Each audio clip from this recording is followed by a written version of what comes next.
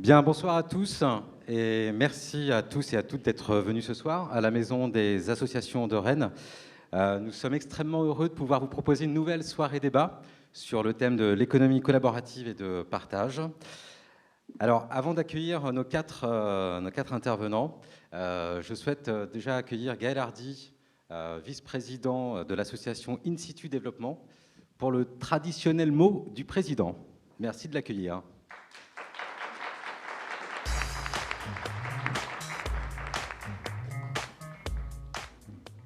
Bonsoir à tous et bienvenue. Merci de nous avoir rejoints pour cette nouvelle soirée débat. C'est toujours un moment intéressant d'échanger et de partager sur des thèmes d'actualité économique, mais avec toujours le souhait de parler de concret, de parler de local, de parler d'applicable immédiatement dans nos organisations, dans nos entreprises.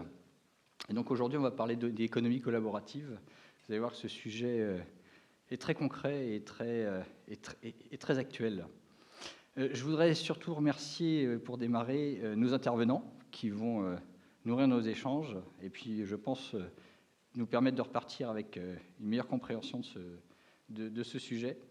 Remercier également nos membres qui se sont fortement mobilisés pour l'organisation et le déroulement de cette soirée. Ce sont des occasions d'échange en réseau qui pour nous sont l'occasion de mettre en avant les compétences, les offres de services de nos membres, valoriser leur expertise, leurs expertises et leurs compétences. Pour nous, c'est important de multiplier ces manifestations autour de thèmes porteurs pour que de plus en plus de personnes connaissent In-Situ Développement, ce que nous savons faire et ce que nous proposons.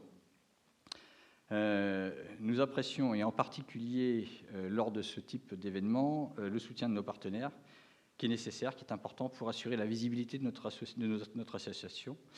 Nous les appelons souvent entre nous nos haut-parleurs ou nos ambassadeurs, parce que finalement, ce sont ces partenaires qui parlent de nous, et le plus souvent en bien, et je nous en remercie, autour d'eux, et font connaître nos actions.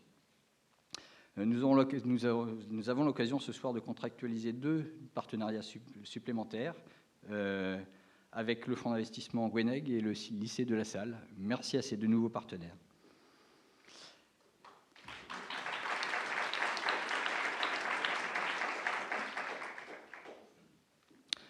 Voilà, je n'en dirai pas plus parce que finalement c'est le sujet qui nous intéresse et puis les échanges qui suivront. Donc je vous souhaite à tous et à toutes une excellente soirée et des échanges nourris et fructueux.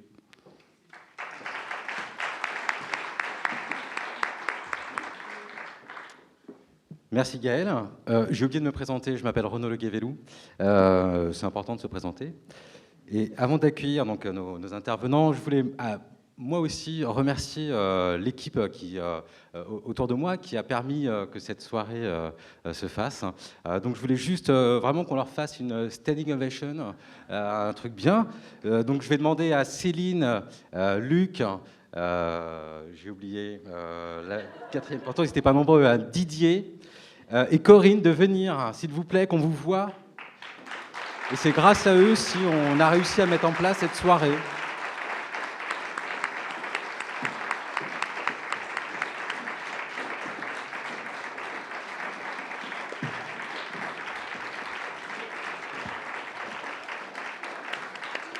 Merci. Voilà, vous avez eu votre heure de gloire. Et voilà. Alors, juste pour vous donner 2-3 petits... voilà, une cheville en moins. 2-3 petits détails sur le programme de la soirée. Donc, il va y avoir bien sûr la traditionnelle soirée débat. Suivra un cocktail dînatoire préparé ce soir par nos amis de chez Celtic Traiter. Et alors, vous avez certainement entre les mains le programme de la soirée, et vous avez pu remarquer qu'au verso du programme, vous avez un petit coupon réponse. Donc, pour ceux qui le souhaitent, vous trouverez dans la salle cocktail une urne dans laquelle vous pourrez déposer ce coupon réponse. Voilà. Alors, avant de démarrer, on a une dernière personne à accueillir.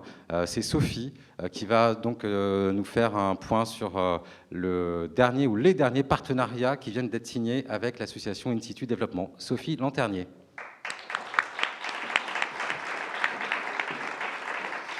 Bonsoir à tous. Alors notre association, l'essence même, ce sont les partenariats, les échanges qu'elle noue. Donc nous avons de nombreux partenaires et depuis quelques mois, nous entreprenons de formaliser ces partenariats autour de la signature de conventions. Et ces dernières semaines, nous avons signé 2 conventions et notamment nous avons une personne que nous accueillons ce soir, qui s'appelle Émeric Arbonnier, qui va nous parler au nom de Gweneg.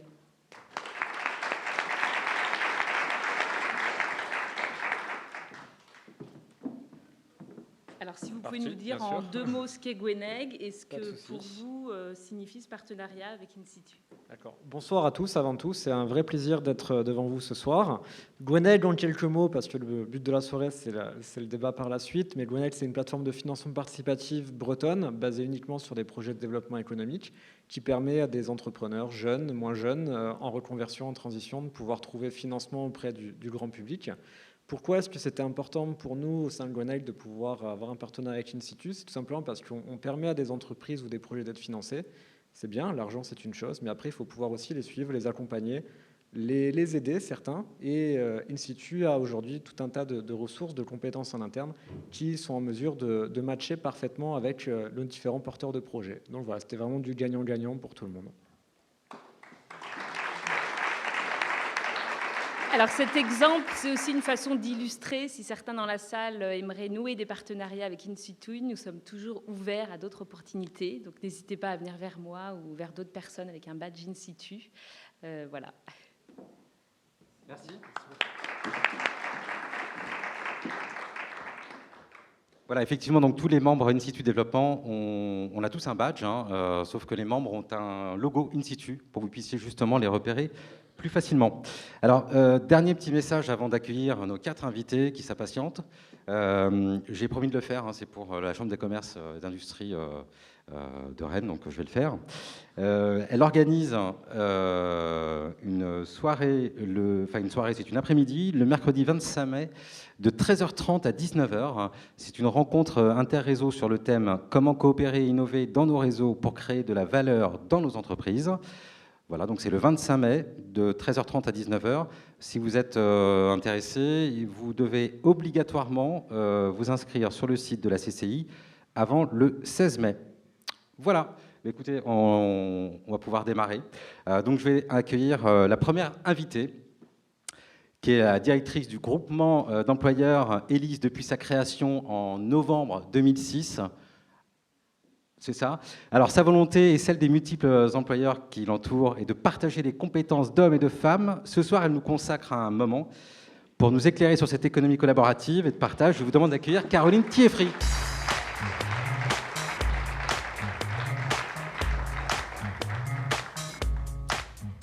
Bonsoir Caroline. Bonsoir.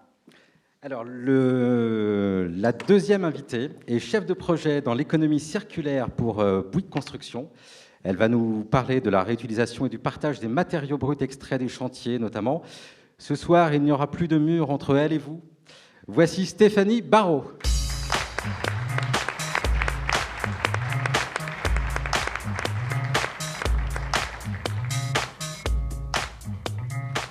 Alors, notre troisième invité est responsable de Ruche. Donc, son objectif, ce n'est pas de devenir une reine, mais de vous proposer des produits de qualité en soutenant l'économie locale et collaborative. Alors, objectif réalisé grâce aux 850 ruches en France et aux plus de 135 000 clients réguliers. Je vous demande d'accueillir Monsieur Gilles Boulard.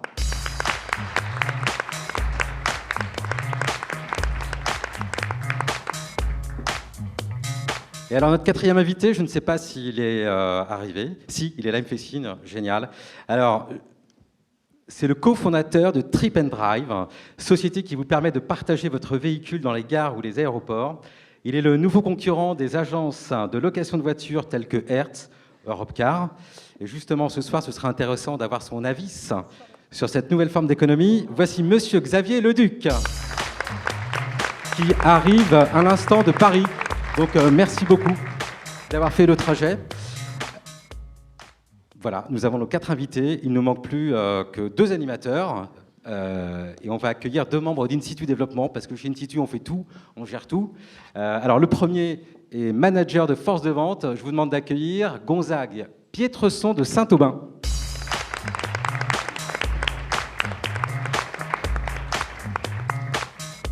Et notre deuxième animateur est directeur financier, monsieur Marc-Olivier Ferrand.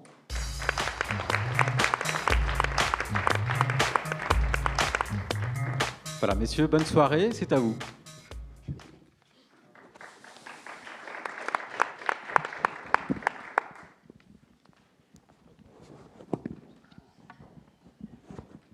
Bonsoir. Alors, je vais commencer par une première question. Alors, pas aux invités, mais plutôt à l'auditoire. Je voudrais savoir ce qu'évoquent pour vous, les castors.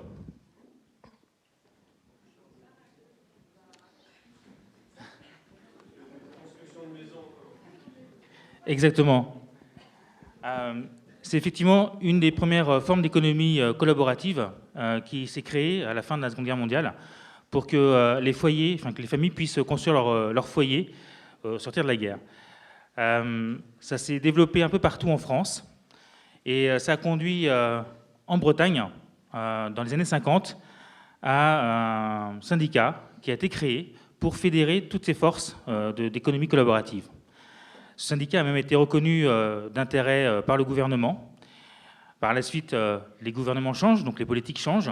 On est parti sur du collectif, du locatif. Donc le comité a été dissous. Pour autant, en Bretagne, on a des résistants, ça change, des résistants qu'on appelle les castors de l'Ouest. Donc là, je vous ai raconté cette petite histoire sur la construction. Donc ma première question va forcément aller vers Stéphanie, de Bouygues Construction. Bonsoir. Bonsoir Stéphanie. De quel constat, d'où est venue l'idée chez Bouygues Construction de participer à l'économie collaborative? Alors moi, juste pour préciser, donc effectivement, je parle au nom de Bouygues Construction, mais en l'occurrence, je suis chez Bouygues Bâtiment Grand Ouest, donc à Nantes. Aujourd'hui, on est effectivement dans un monde qui bouge, et c'est un monde qui bouge très vite. Aujourd'hui, donc l'acte de construire, jusqu'à présent, donc était constitué d'un trinôme. C'était notamment le client, l'architecte, le constructeur. Jusqu'ici, tout allait très bien. Sauf qu'aujourd'hui, on s'aperçoit que pour construire nos bâtiments, on a besoin d'autres personnes. On a besoin parfois de sociologues, d'experts en biodiversité, on a besoin de médiateurs de vie, bref, d'autres personnes qui viennent agrémenter finalement les bâtiments et l'enrichir. Et donc chacune de ces personnes apporte sa pierre à l'édifice. Donc en fait on travaille surtout sur les usages pour imaginer donc les bâtiments du futur dans lesquels les utilisateurs, soit les travailleurs ou bien les habitants s'y seront bien. Aujourd'hui, donc, les 4 étapes d'un projet. Donc, on a la programmation. Donc, c'est j'imagine mon projet, voilà ce dont je vais avoir besoin dans mon bâtiment.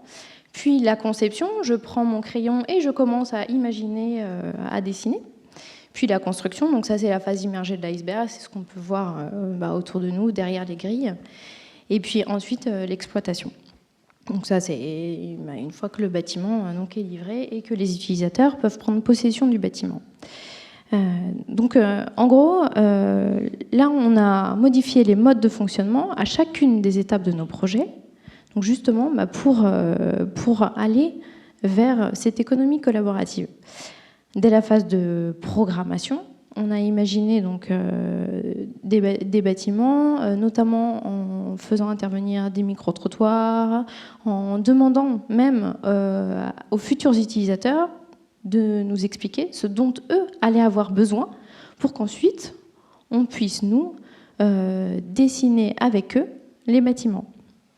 Donc il va y avoir de la proximité, par exemple, je sais pas moi, la boulangerie, il va y avoir de la mutualisation aussi des espaces, ce vers quoi on peut se tourner aussi. Donc ça, on l'a mis en œuvre notamment sur un de nos chantiers sur Angers, où on a fait même intervenir en fait des associations pour que même lors de la phase de l'exploitation, ils puissent continuer à s'assurer que l'usage qu'on avait imaginées dès le départ avec les utilisateurs puissent être poursuivies. D'accord. Alors justement, le côté usage, ce côté collaboratif, on le retrouve aussi chez Elis, puisqu'effectivement, les employeurs ont aussi des besoins de recrutement, mais pas forcément à temps complet. Alors comment ont-ils fait? Alors je vais reprendre un petit peu l'histoire d'Elis, effectivement. Elis est né d'une idée qui a été générée par une collaboration de dirigeants, et notamment qui était déjà en réseau, qui s'appelle le Centre des jeunes dirigeants, CJD, en 2005. Ils ont commencé à travailler sur le sujet, une commission de dirigeants, pour effectivement s'apercevoir qu'aujourd'hui, dans des TPE ou des PME en développement, finalement, on a besoin énormément de compétences spécifiques. Or, on est dans des entreprises où on est souvent dans des dirigeants plutôt généralistes. Et toutes ces compétences spécifiques, on ne peut pas se les offrir à temps plein. En face, on a le marché du travail, où toutes les personnes qui cherchent du travail, qui sont plutôt à la recherche d'un temps plein. Donc, l'idée, c'est finalement d'essayer de voir comment on peut mettre en adéquation l'offre et la demande. Et l'idée a été de créer en fait un groupement d'employeurs qui s'appelle donc Elis. Ça consiste en fait à mettre les entreprises en réseau et de pouvoir recruter des compétences qui vont être mises à disposition de plusieurs entreprises à la fois. C'est-à-dire qu'on est bien dans le cadre d'un contrat à durée indéterminée, puisqu'on répond à une demande et à un besoin récurrent, régulier, mais qui est à temps partiel. Et donc, l'histoire, c'est que le CJD a démarré. Donc, moi, j'ai démissionné de mon poste pour prendre la direction du groupement. Donc, j'ai sauté le pas parce que tout ce qui concernait le développement durable et le collaboratif me passionnait. Donc, voilà, j'ai pris ce risque-là. Et on a démarré en 1er janvier 2007, même si l'association a démarré en novembre 2006, avec une comptable une journée par semaine. Donc là, c'était vraiment petit. Et puis est venu assez rapidement un poste de ressources humaines. Et là, c'est justement 3 entreprises qui se connaissaient, qui ont dit mais pourquoi on ne pourrait pas créer en fait un poste de ressources humaines? Voilà. Et puis on a démarré comme ça. L'aventure, aujourd'hui, on en reparlera, mais c'est aujourd'hui 47 collaborateurs à temps partagé sur 85 entreprises adhérentes. Okay. Donc ce regroupement, finalement regroupement de personnes qui ont des besoins, on le retrouve aussi à la ruche qui dit oui, puisqu'il y a des producteurs qui ont besoin de proposer aussi leurs produits. Alors, comment ça se passe avec la ruche? Bonsoir à tous. Avant de commencer à parler de la ruche, je voudrais dire comment je suis rentré dans le monde de l'économie collaborative. Et j'y suis rentré par la porte de l'économie sociale et solidaire. Après avoir co-créé 2 entreprises, je cherchais une nouvelle structure pour accueillir un nouveau projet. Et j'ai rencontré Élan Créateur, coopérative d'activité et d'emploi. Voilà, on pourra en reparler un peu plus tard, mais je pense que ça peut aussi intéresser certains d'entre vous voilà, en 2 mots, les coopératives d'activité et d'emploi sont des lieux où tout un chacun peut tester un projet en mutualisant des ressources avec un hébergement. Et donc on est de plein pied dans l'économie collaborative, l'économie de partage. Donc aujourd'hui, Élan Créateur héberge plusieurs de mes activités, dont celle de responsable de la ruche qui dit oui. La ruche qui dit oui, c'est un réseau national ou même européen, puisque aujourd'hui la ruche qui dit oui est présente au Royaume-Uni, en Espagne, en Italie, en Belgique, en Allemagne et bientôt au Danemark, qui met en relation des producteurs et des artisans locaux via une plateforme internet. Donc l'idée, c'est de proposer dans un mode de circuit court à des personnes qui ont envie de soutenir l'économie locale, de commander des produits via une plateforme internet. Voilà, donc la collaboration, elle se fait à plusieurs niveaux. Elle se fait au niveau des producteurs qui vont pouvoir mutualiser leurs déplacements. Dans l'exemple de ma ruche, par exemple, 1 semaine sur 2, le maraîcher va apporter les fromages de son collègue et la semaine d'après, inversement. La collaboration, elle se fait aussi dans le réseau de la ruche qui dit oui. Donc, comme dit en introduction, aujourd'hui, c'est 850 ruches. Et donc, on collabore entre responsables de ruches. Et puis, c'est aussi l'idée que donc, des consommateurs sur un territoire vont soutenir donc, une économie locale. Donc déjà aussi une plateforme, également Internet. C'est aussi les nouveaux usages aujourd'hui des consommateurs. C'est ce qu'on va voir effectivement avec Trip and Drive, puisqu'effectivement c'est aussi une plateforme de mise en commun pour les voitures que vous allez nous présenter. Bonsoir. François-Xavier, donc je suis l'un des 3 fondateurs de Trip and Drive. Il y a un constat assez simple en fait à l'origine de Trip and Drive. C'est quand vous allez à l'aéroport, quand vous allez à la gare, vous regardez les parkings, vous avez des milliers de voitures qui dorment tous les jours dans ces parkings et vous payez en général assez cher pour les stationner. Alors qu'au même moment, au même endroit, vous avez d'autres personnes qui font le chemin inverse, qui descendent du train, qui descendent de l'avion et qui cherchent un moyen de locomotion et en général qui coûte assez cher aussi sur ces zones de flux. Donc l'idée de Trip and Drive, elle est toute simple. Elle est de permettre aux gens qui sont en mobilité de bénéficier d'un parking gratuit à la gare ou à l'aéroport, à proximité de chez eux, en nous confiant leur voiture pendant leur absence. Et pendant leur absence, on va gérer la voiture, la réassurer et la mettre à disposition de quelqu'un d'autre qui fait le chemin inverse et qui cherche un moyen de mobilité économique. Voilà. C'est ça le concept de Trip and Drive. Alors comment est-ce qu'on en est arrivé là ? C'est une bonne question. Ça remonte à il y a 3 ans et demi maintenant. Mon associé et moi, on travaillait tous les deux dans des grandes structures. Moi chez Saint-Gobain et lui dans une autre structure d'avocats. Et on avait déjà créé des entreprises avant et on a envie de recommencer à créer des entreprises parce que nos postes dans nos structures, à l'époque, commençaient à nous ennuyer. Et on a travaillé de manière assez méthodique. On a cherché en fait des idées un peu partout, sur des centaines de sites qui récoltent des idées partout dans le monde. On les a analysées et on s'est demandé quelle était celle qui nous séduisait le plus, celle dans laquelle on se retrouvait le plus en termes de valeur et aussi en termes de potentiel économique. Voilà, c'est vraiment les 2 leviers qui nous motivaient. Les idées qu'on a passées en revue, ça allait de l'investissement dans du bétail à une plateforme de mise en relation pour refaire des appartements. Et finalement, on s'est focalisé sur celle-là parce qu'on a considéré que c'est celle qui avait le plus de sens et c'est celle qui avait le plus d'ambition à l'échelle, plus d'ambition tout court. Voilà. Et donc 3 ans après, aujourd'hui, Trip and Drive, c'est 45 sites. Donc tous les gros aéroports, quasiment toutes les grosses gares. On est d'ailleurs présent à Rennes. On a un peu plus de 40 000 personnes qui ont utilisé le service au cours des 2 années et demie. Et on se développe, on fait 300% croissance annuelle sur les 2 dernières années. Alors justement, on a vu qu'il y avait un partenariat avec PSA. Est-ce qu'il est déjà signé ? Parce qu'on le voit beaucoup dans la presse. Où en êtes-vous ? Alors, c'est la raison de mon retard. J'étais Bref. Alors, PSA, on a annoncé il n'y a pas très longtemps effectivement un premier pilier du partenariat avec PSA. L'idée derrière, en fait, pour contextualiser un peu, on croit assez vite, mais on considère qu'on ne croit pas assez vite. Voilà. Donc on cherche un levier pour accélérer encore la croissance de l'entreprise. Et la raison pour laquelle la manière dont on peut l'accélérer, c'est en allant chercher plus de voitures disponibles pour arriver à créer plus d'offres sur la plateforme et donc à pouvoir servir plus de demandes.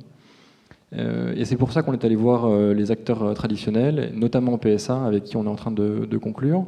Et on a révélé il n'y a pas très longtemps un premier pilier de l'accord qui est de commercialiser des voitures Citroën en intégrant en fait la proposition de valeur Trip and Drive pour permettre aux gens de réduire un peu leur coût de possession du véhicule. Voilà. Donc c'est partiellement le fait, pour répondre à la question. Merci. Donc vous nous avez expliqué donc ce qui vous a amené à vous lancer donc sur l'économie collaborative. Je ne sais pas si on m'entend bien. Est-ce que vous pouvez maintenant nous préciser quels sont les enjeux ? Plus exactement, est-ce que l'économie collaborative est compatible avec l'économie dite traditionnelle ? Et à savoir, est-ce qu'elle représente un nouveau vecteur de croissance ou est-ce que elle représente plus une menace, pour oui, pour ainsi dire, pour l'économie traditionnelle. Stéphanie? Alors effectivement, quand on parle d'économie traditionnelle, on pense surtout aux grosses entreprises. Le risque, effectivement, qu'on peut prendre avec ce type de nouveaux modèles, c'est d'être kodakiser. Donc on peut prendre des exemples assez frappants comme Airbnb, où là, effectivement, on a un nouveau modèle d'économie là, qui est en train de se mettre en place, qui chante quand même l'hôtellerie traditionnelle, mais néanmoins qui propose aussi une proximité nettement plus importante avec les villes qu'on peut visiter. Donc c'est aussi du collaboratif et c'est aussi du partage. Donc pour le groupe, c'est clairement de faire mieux et puis moins cher, et surtout des bâtiments qui soient accessibles à tous et où chacun peut se reconnaître. Donc on imagine déjà des bâtiments pour les usages de 5, 10 ans, voire même plus, avec des choses qui seraient, pourquoi pas, complètement modifiables à l'intérieur. Donc là-dessus, en fait, on a créé des groupes de travail qu'on appelle, nous, les think tanks, donc qui sont ouverts à des bailleurs, à des personnes de la société civile. Et donc, on a travaillé sur plusieurs thèmes, donc notamment la mutualisation, les tiers-lieux, divers sujets. Et donc, du coup, ces échanges ont été très riches. Donc, ça nous a permis d'aboutir sur des livrables, et donc sur des idées, et donc sur des projets qui sont plutôt différents dans ce qu'on peut proposer donc sur le marché. Donc on a pour ça, là on a une opération sur Colombelle, qui est à côté de Caen, là, qui donc propose des logements, donc 37 logements, et en plus donc une chambre d'amis, donc qui pourrait être ouverte à des amis qui pourraient venir, mais que chacun des 37 locataires pourrait louer, et donc c'est à sa disposition, comme une buanderie collective aussi. Sur ce projet-là. Après, il y a le groupe aussi qui a j'imagine que ça va vous intéresser. C'est donc des projets. Donc c'est un projet qui s'appelle Nextdoor. C'est du coworking. Et donc là, on est sur des baux qui sont très modulables, puisqu'on est sur du mensuel. C'est 20 à 30% moins cher. C'est disponible 24 heures sur 24, 7 jours sur 7. On propose des animations, il y a un barman aussi qui est à disposition, pour proposer des cafés ou autre chose. Mais en tout cas, il y a des espaces qui sont assez conviviaux et un terrain fertile à la production. Comme ce qu'on peut déjà retrouver sur Rennes, sur le loft, et qu'on retrouve pas très loin. Alors je ne sais pas où on est, mais c'est vraiment pas loin d'ici. Merci. Du point de vue donc, des entreprises dites plus moyennes, Caroline? Alors, à votre question, c'est non seulement pas de concurrence, mais en plus, on crée des emplois qui n'auraient jamais existé s'il n'y avait pas eu le temps partagé. Alors, des exemples concrets, j'ai dit tout à l'heure 47 collaborateurs. En fait, on en a vu passer 163. Sur ces 163 aujourd'hui, 80% sont en poste en CDI dans des entreprises qui nous les ont récupérés à temps plein, puisque c'est un peu ça qui se passe dans le groupement. C'est-à-dire qu'au départ, c'est du temps très partiel, et puis à un moment donné, l'entreprise se développe, et puis comme a priori on a plutôt bien recruté, finalement, elles gardent leurs salariés, elles demandent aux salariés s'il a envie d'intégrer les structures. Alors, ce n'est pas l'objectif du groupement, mais quand ça se fait, on est très content, parce que c'est une entreprise, du coup, qui garde sa compétence. C'est un salarié qui, pour le coup, trouve son CDI qu'il a déjà au niveau du groupement. Mais voilà, on vient contribuer à des nouveaux emplois. J'ai parlé de RH tout à l'heure. Les PME, aujourd'hui, qui veulent un RH à temps plein sont forcément des PME d'au minimum 150 personnes aujourd'hui. Un temps plein, pour un RH, c'est 150 personnes, à peu près moyenne. Nous, on commence justement sur des entreprises de 30 personnes. Du coup, on multiplie forcément les offres. Donc c'est là toute l'intelligence, en fait, des groupements d'employeurs. Donc, ça, c'est le premier point. Donc pour bien comprendre le système, donc on n'est pas de l'intérim, puisqu'on répond à de la aux besoins à durée indéterminée, donc pas de besoins ponctuels. On n'est pas du portage salarial qui est aussi plutôt la logique mission à durée déterminée. Elis est bien l'employeur, reste l'employeur tant que le salarié est partagé. Et là où on va travailler, c'est aussi à mutualiser des outils, faire que les compétences de chacun des collaborateurs se développent.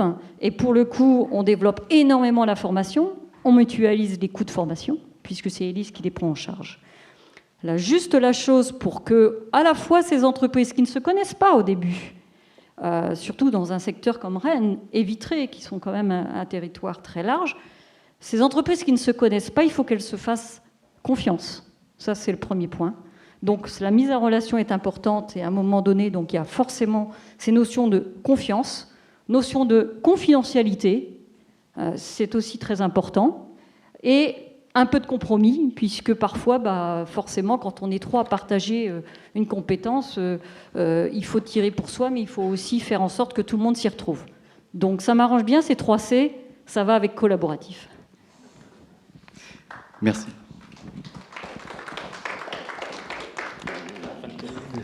Les enjeux pour la ruche qui dit oui sont multiples. Un des premiers enjeux est d'avoir aujourd'hui une taille critique, puisque un des objectifs de la ruche qui dit oui, c'est d'être une force de proposition au niveau du développement de l'agriculture dite durable. C'est pour ça qu'aujourd'hui, la ruche qui dit oui est présente dans différents pays européens. Ça lui permet aussi de faire du lobbying auprès des structures publiques, puisqu'aujourd'hui on est sur des modèles qui sont un peu dans ce qu'on appelle les zones grises en termes législatifs. Par exemple, une des volontés de la ruche qui dit oui, c'est de voir comment elle peut associer aujourd'hui les 850 responsables de ruche au partage de la valeur ajoutée qu'ils apportent au réseau. Une autre dimension, c'est d'accompagner les agriculteurs et notamment de les aider dans du financement participatif. La ruche qui dit oui a un partenariat avec Hello Merci, qui est une filiale de KissKissBankBank, système de financement participatif, de crowdfunding. Et la ruche qui dit oui aide par exemple un agriculteur qui a besoin de financer l'achat d'un matériel, donc de l'aider à monter son dossier au niveau de ce système de financement participatif. Un enjeu aussi fort pour la ruche qui dit oui, c'est de voir comment on peut aider encore plus les artisans et les producteurs, et notamment en termes de logistique. Donc ça, c'est un des projets forts de l'année 2016, de voir comment ils vont pouvoir collaborer encore plus, comment ils vont pouvoir mutualiser le transport de leurs produits jusqu'au point de distribution en termes d'organisation et dans une idée de réduire l'impact carbone, donc pour éviter que 3 producteurs viennent d'à peu près de la même région pour livrer un point de distribution. Et puis un autre enjeu aujourd'hui de la ruche qui dit oui, c'est de professionnaliser le métier de responsable de ruche. Aujourd'hui, ce métier est proposé comme une activité complémentaire, et on voit qu'aujourd'hui, des gens ont envie de vivre cette activité. Et donc ça, c'est un enjeu fort aussi pour les années qui viennent, de pouvoir renforcer la professionnalisation des responsables de ruche. Et un dernier point, c'est aussi de voir comment, dans ces nouveaux modèles qui existent, comment on peut avoir une gouvernance plus participative, plus collaborative, et de voir comment on peut associer les responsables de ruche aux prises de décision, aux orientations qui sont décidées par la ruche nationale, pour que la ruche puisse aussi être plus à l'image des gens qui la font au quotidien. Merci. Monsieur Leduc. C'est une question intéressante. En fait, pour moi, la question, il n'y a pas d'opposition. On ne peut pas concevoir l'économie collaborative, dans un sens un peu plus large, l'économie digitale, d'une économie opposée à l'économie traditionnelle. C'est des modèles qui sont interdépendants. Prenons notre exemple ou l'exemple d'Airbnb. On ne peut rien faire sans maison, on ne peut rien faire sans voiture.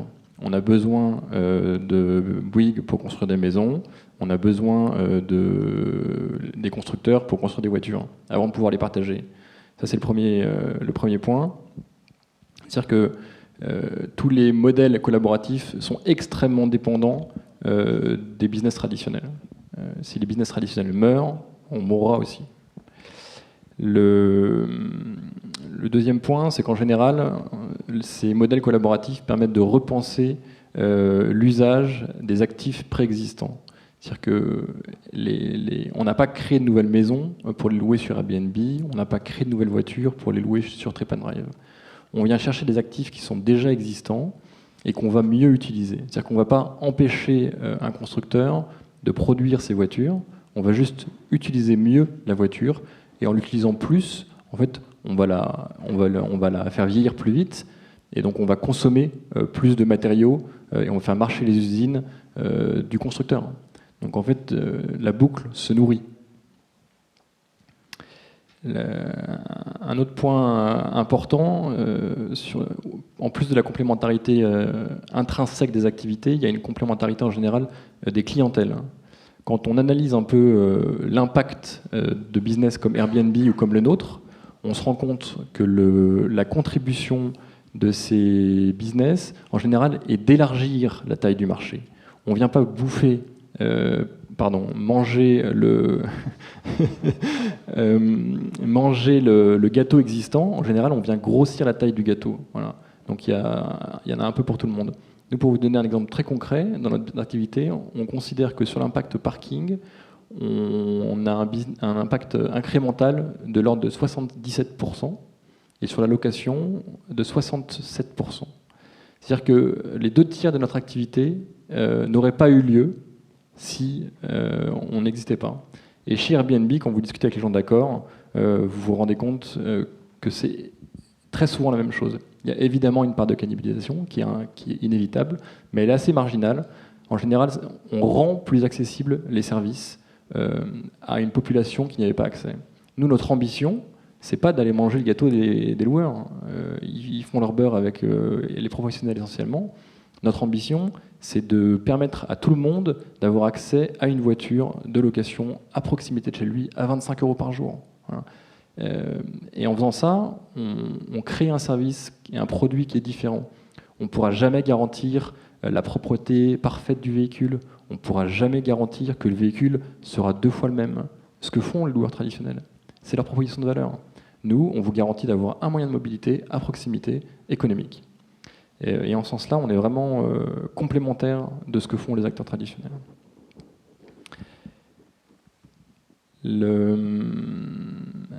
Un autre argument à ce que je raconte, c'est ce qu'on est en train de faire avec PSA. Ils ont un enjeu clé qui est de contrebalancer le vieillissement de la population qui consomme des voitures. Aujourd'hui, les gens qui consomment de la Citroën, ils ont 66 ans quand ils achètent leur première voiture neuve. 66 ans. Je ne sais pas si vous vous rendez compte de ce que ça veut dire. Ils ont que des papilles en... Non mais c'est vrai. Pardon s'il y a des gens de Citroën. Hein. Visiblement, je ne pense pas qu'il y en ait dans la salle. Pardon ? Visiblement, il n'y en a pas dans la salle.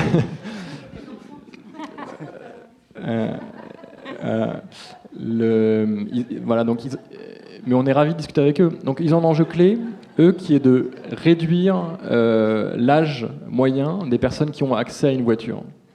Et ben, en créant une offre avec nous, on propose aux gens qui, je vous donne des chiffres très concrets, hein, qui achètent une C1 en tout compris, donc en ajoutant le leasing, l'assurance et l'entretien du véhicule, on est sur un loyer qui est approximativement autour de 200 €. En partageant la voiture 10 jours, quand ils ne l'utilisent pas, sur un parking à proximité de chez eux, les gens financent 25% à 50% de leur leasing. Voilà.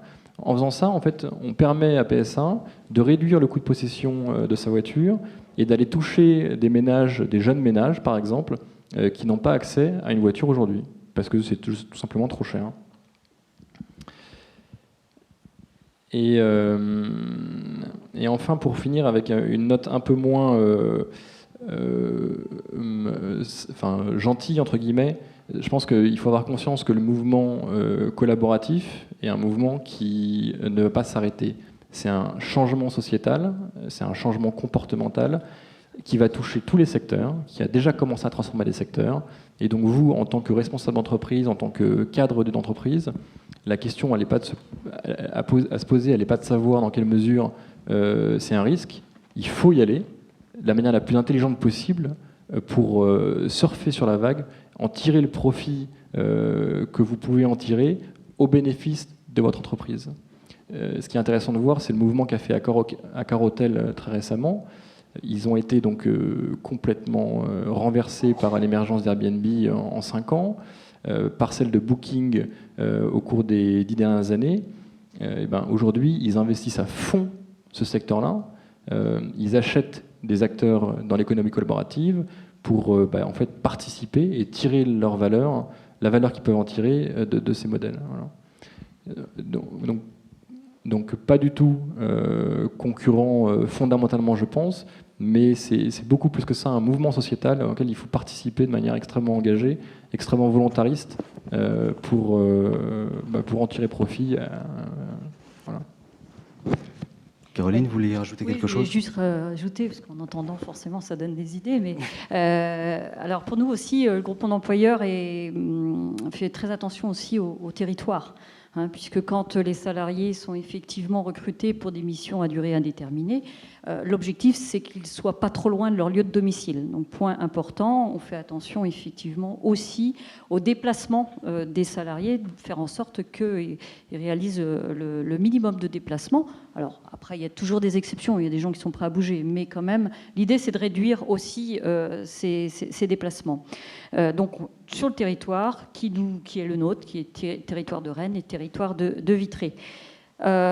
Un autre enjeu très fort en fait d'un groupement d'employeurs et qu'on ne voit peut-être pas forcément au démarrage, c'est finalement quand des entreprises partagent une personne qui travaille dans plusieurs entreprises, eh bien ça pousse à la curiosité. En fait, ce sont des personnes dans l'entreprise qui voient plein de choses à la fois, puisqu'ils ne sont pas dans la même semaine, ils peuvent faire 2 voire 3 entreprises.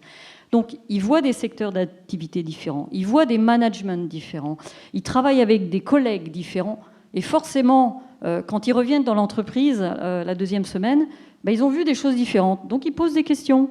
Et ces questions, les autres salariés qui sont à temps plein, qui sont bien tranquillement depuis quelques années dans la même entreprise, se disent pourquoi il a posé cette question ? Enfin, il y a forcément du coup une ouverture sur des modes de fonctionnement différents. Ça, c'est très important pour un manager, pour un dirigeant, parce que si ces salariés finalement poussent jusqu'au bout de la démarche, finalement, on finit par avoir des salariés qui vont limiter les freins au changement et qui vont plutôt être justement poil à gratter dans l'entreprise. Et ça, on en a besoin aujourd'hui parce que trop souvent, justement, les entreprises qui doivent bouger énormément n'ont pas toujours en interne des éléments toujours très positifs. Donc ça, c'est important. Donc par rapport à ça, en fait, le mode collaboratif d'un groupement d'employeurs, c'est offrir un autre regard, un autre management et une autre façon de recruter. Donc ça nous amène à parler de l'avenir. Comment est-ce que vous voyez ce modèle évoluer ? Et vous, comment est-ce que vous voyez donc évoluer dans cette économie collaborative ? Stéphanie ? Là, j'ai entendu parler de regard, j'ai entendu parler aussi de grosses entreprises là, qui effectivement changeaient leur modèle parce que c'était imposé par l'environnement au global, à la fois social ou sociétal, voire environnemental. Et c'est vrai que pour les grosses entreprises, on n'est pas très agile finalement là, pour changer notre modèle économique. Néanmoins, on sait que c'est important pour nous. Et donc, il faut qu'on s'ouvre aux parties prenantes. Donc, tout à l'heure, je parlais des utilisateurs, mais aussi, on peut parler d'open innovation. En fait, le groupe, depuis l'année dernière, a lancé une démarche d'open innovation où on coach certaines startups pour qu'ils nous aident et pour qu'on les aide aussi en retour à concevoir et à construire des quartiers et les ouvrages de demain. Donc ça nous bouscule. On est obligé d'ouvrir nos chakras aussi un peu parce que voilà, il faut aussi écouter l'ensemble voilà, de la communauté. Et nous, moi je repense à Trip and Drive, mais nous, donc cette année, une des startups qu'on a décidé de coacher, donc c'est Parcadom. Donc c'est un peu différent, c'est aussi sur la voiture, mais c'est dans l'autre sens. C'est-à-dire que c'est plutôt une communauté de partage de places de parking, où là, donc les gens qui ont des parkings à proximité, évidemment des gares, des aéroports, etc., mettre à disposition et louent leur place une journée à minima. Et donc voilà, donc il y a aussi une application numérique, un peu comme Airbnb, mais en tout cas c'est adapté au logement. Et donc voilà, donc là on est surtout sur des évolutions de la population, notamment avec des densités, des bassins de vie, des pôles économiques. Donc finalement on rejoint assez Trip and Drive.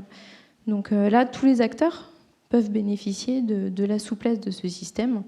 À la fois les personnes qui, de toute manière, louent leur parking, qui mettent à disposition, effectivement, ils se font rembourser une partie de leur location, quoi. Et c'est à noter quand même que là, sur toutes les startups qui sont coachées cette année, il y en a 25% qui concernent l'économie collaborative. Combien de startups aujourd'hui dans l'incubateur ? 24 startups. Et qui sont sur quel type d'activité ? Alors les activités, on va dire que ça concerne tout, ce qui tourne autour du bâtiment. Il y a beaucoup d'efficience énergétique, tout ça. Donc on est surtout sur le bâti et sur les usages. Merci. Gilles ?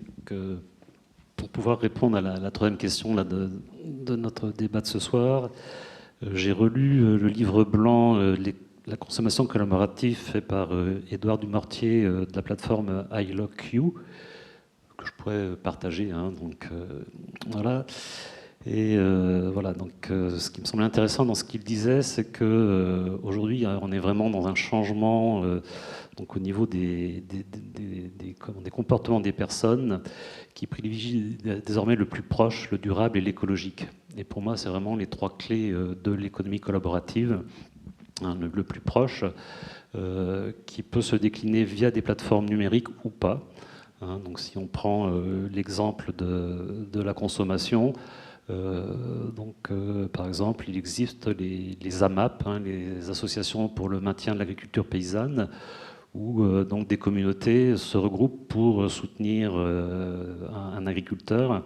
Et là, sans plateforme numérique, à savoir que sur plusieurs pays bretons, il y a un programme qui s'appelle le programme Domino, qui est piloté par l'association Colporter, dont je pourrais aussi faire partager les liens. L'association Colporter, dont l'objectif est d'accompagner les marches collaboratives sur les territoires, et qui aujourd'hui pilote le programme Domino, qui a pour titre les pratiques collaboratives, une opportunité pour les territoires, point d'interrogation. Aujourd'hui, il y a donc une cartographie qui a été faite, qui recense 300 initiatives sur les territoires du pays de Morlaix, de Redon, de Châteaubriand et de Rennes Métropole. Et sur ces 300 initiatives, 70% se font hors économie numérique. Donc voilà, c'était un peu une surprise de ce recensement, quoi, voilà. Et pour aller un petit peu plus loin, pour répondre à la question, on est aujourd'hui plus dans une économie de l'usage, versus une économie de la propriété.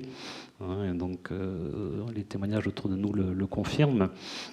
Et l'idée, l'horizon à 2030 de l'avènement de la consommation collaborative, c'est une nouvelle ère industrielle. Donc on passe de l'unité vendue à l'unité utilisée. On a un lien beaucoup plus fort, direct avec le consommateur. Et on a dans des produits durables et réparables. On a aussi un consommateur qui devient un acteur économique, hein, donc ce qu'on disait avec une consommation d'usage. Si je comprends bien, Gilles, effectivement, on parle effectivement de rapprochement des populations avec les producteurs. Comment intervient la ruche qui dit oui à ce niveau-là et comment elle va développer son modèle pour que justement cette proximité-là soit plus prégnante encore et qu'elle se développe encore plus au quotidien? C'est ce que j'expliquais un petit peu tout à l'heure, dans l'idée notamment de donner des nouveaux outils aux producteurs, notamment des outils de logistique, hein, donc pour leur faciliter la vie. L'idée au départ de la ruche qui dit oui, c'est de donner un outil, hein, pour faciliter la mise en relation des producteurs artisans et des consommateurs, donc via cette plateforme Internet. Et aujourd'hui, c'est de voir comment on peut encore rendre plus facile la vie des producteurs. Il faut savoir que les producteurs qui sont dans les circuits courts ont finalement plusieurs métiers, c'est-à-dire qu'ils ont leur premier producteur qui est de produire des fruits, des légumes ou de l'élevage, mais aussi c'est un métier de la vente qui est souvent un deuxième métier pour eux. Et c'est de voir comment on peut leur donner des outils pour les aider dans ce métier de la vente qui est... certains font des marchés, certains proposent des paniers. Et donc la ruche qui dit oui est un nouveau canal de distribution. Et vraiment l'idée c'est au maximum de soutenir les producteurs en leur donnant les outils qui leur simplifient la vie. Donc toi au quotidien, quand tu vas rencontrer les producteurs, tu vas leur présenter le modèle économique de la ruche qui dit oui, et tu vas les accompagner de façon à ce qu'ils puissent se faire mieux connaître, plus connaître et se trouver de nouveaux marchés. Alors ça c'est mon rôle de responsable de ruche, hein, c'est de promouvoir via le site internet donc les producteurs qui proposent leurs produits, c'est d'animer la communauté pour qu'il y ait une meilleure connaissance de ces producteurs. Et l'outil est fait aussi pour que les gens qui sont donc membres d'une ruche aient une visibilité sur le métier du producteur, le situer géographiquement, puisque ce qui est important, c'est aussi, dans ce que nous demandent les gens, d'être dans une économie de proximité. Hein, donc pour moi, l'économie collaborative est aussi synonyme de proximité, de territoire. Okay. Alors, et puis effectivement l'empreinte carbone. Alors justement à propos de l'empreinte carbone, tout à l'heure on parlait avec François-Xavier de PSA, qui a signé aussi apparemment un autre partenariat avec une autre start-up, justement sur le partage des véhicules. Comment vous vous situez par rapport à cet autre partenaire? Je ne connais pas leur nom. Je ne l'ai plus en tête, je l'ai lu juste avant de venir. Coolica. Ça doit être ça. On est sur des modèles qui sont très différents. Et ça, c'est un élément de réponse que j'apporterai à la question comment est l'avenir. En fait, personne ne sait vraiment la forme dont l'économie de demain va se structurer. Tant l'évolution des business traditionnels, tant la maturation des business collaboratifs, tant l'impact du digital dans le quotidien des personnes. Globalement, il y a probablement des gens qui sont visionnaires et géniaux, mais il y a quand même assez peu de personnes qui sont capables de dire voilà les modèles qui sont en train de se créer. Ce qui est sûr, c'est qu'il y a un mouvement, en particulier dans la mobilité, qui est juste fantastique, quoi. C'est une frénésie de modèles et de choses qui se développent et qui meurent aussi. Je n'ai aucune idée de savoir quels sont les modèles qui gagneront. Il y en a plein qui meurent. En revanche, il y a vraiment une frénésie créatrice qui est hyper excitante et qui fait que globalement, un acteur comme PSA a intérêt à miser sur plusieurs modèles pour se donner le temps de comprendre les mutations qui sont en cours, de comprendre les usages qui sont en train de se créer et de développer des complémentarités, des synergies entre les modèles. Hier, on voyageait avec un mode de transport. On avait la voiture, on avait le vélo. Aujourd'hui, on est complètement multimodal, connecté. On prend le train, on descend du train, on prend un vélo. On descend du vélo, on prend un métro. On monte chez soi, on redescend, on prend la voiture. Les gens finissent en trottinette et en skateboard. Moi, je suis vraiment frappé par la vitesse et la profondeur des évolutions. Donc pour moi, l'un des éléments extrêmement importants de l'avenir, c'est on ne sait pas vraiment. Il y a beaucoup d'inconnus. Voilà. L'avenir, je trouve qu'il est aussi très excitant parce que cette frénésie de modèles est assez libératrice en termes de créativité. Elle permet aux gens d'imaginer vraiment tout et n'importe quoi à partir de l'existant et de proposer des modèles et de les tester et de les faire évoluer. Et c'est vraiment hyper stimulant. Et après, je trouve que toutes ces mutations posent pas mal de questions. Elles posent pas mal de questions sur ce que ça veut dire que faire de la croissance. Quand on voit des modèles comme le collaboratif, on peut se demander où est la création de la valeur. Est-ce que la création de la valeur appartient à l'entreprise qui a créé la plateforme numérique? Est-ce qu'elle appartient aux usagers qui mettent à disposition leurs biens? Aujourd'hui, Airbnb fonctionne très bien, mais toute la captation de valeur de cette plateforme, elle est faite par Airbnb et par les actionnaires. Je ne suis pas devin, mais je pense que ça pose vraiment des questions fondamentales. Dans quelle mesure est-ce qu'une plateforme comme celle-là, qui est aussi dépendante de ses usagers, peut se permettre à long terme de ne pas partager la valeur qu'elle crée avec ses contributeurs, en fait. Et moi, c'est ce que je trouve génial dans le modèle de La Ruche qui dit oui. Hein. Moi, je suis amoureux de ce modèle qui a réussi à associer aussi bien entreprise de croissance que partage équitable de la valeur.